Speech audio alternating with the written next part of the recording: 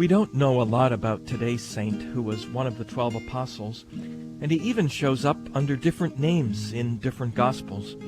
John, for example, calls him Nathaniel, but in the other 3 Gospels, he's called Bartholomew. Hello, I'm Father James Kubicki, and you might be wondering how there could be such a discrepancy, and whether these two are actually the same person. Well, one explanation says that the name Bartholomew is actually not a name but a title. Remember Simon Peter? In the Gospel, he is called Simon Bar-Jonah, or Simon, son of Jonah.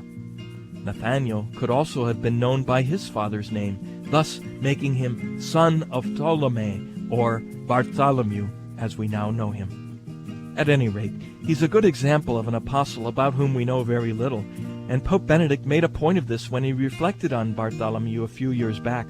He said, "We can say that despite the scarcity of information about him, St. Bartholomew stands before us to tell us that attachment to Jesus can also be lived and witnessed to without performing sensational deeds. Jesus himself, to whom each one of us is called to dedicate his or her own life and death, is and remains extraordinary."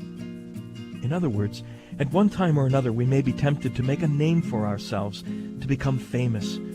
But there is one name that matters, Christian, the name by which we show that we are followers of Jesus Christ. We want glory not for ourselves, but for Him, because in the end, even if your name goes down in history books, earthly glory is a passing glory. But heavenly glory, like that of Bartholomew and all the saints, now that's a glory that will last.